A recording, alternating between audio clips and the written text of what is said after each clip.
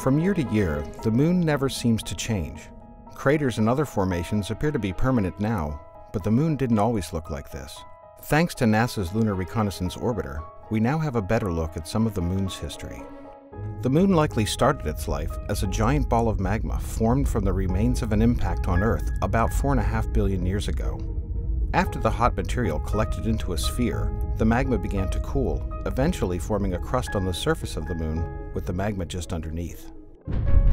Around 4.3 billion years ago, a giant impact battered the Moon's south pole, forming the South Pole Aitken Basin and sending debris as far as the opposite side of the Moon.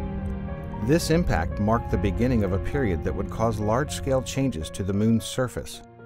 One by one, more huge collisions shaped the terrain, some forming large basins that would eventually fill in to become the dark-colored patches of the Moon, known as maria. They began as normal craters, but soon started to change due to the size of the impact on the relatively thin crust. Because the Moon had not yet fully cooled on the inside, lava began to seep out through the cracks caused by the impacts.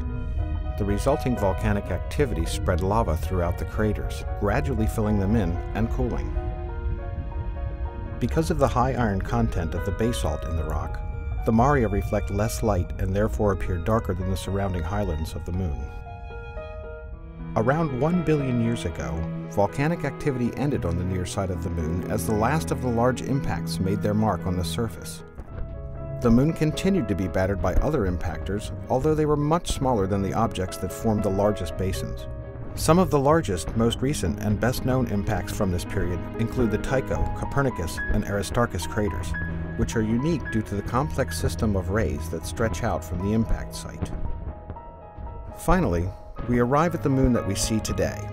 Though the surface continues to be affected by impacts, the rate has slowed down drastically to the point where the Moon appears unchanging to the human eye, as a permanent record of its own history, and a glimpse of how craters may have formed here on Earth.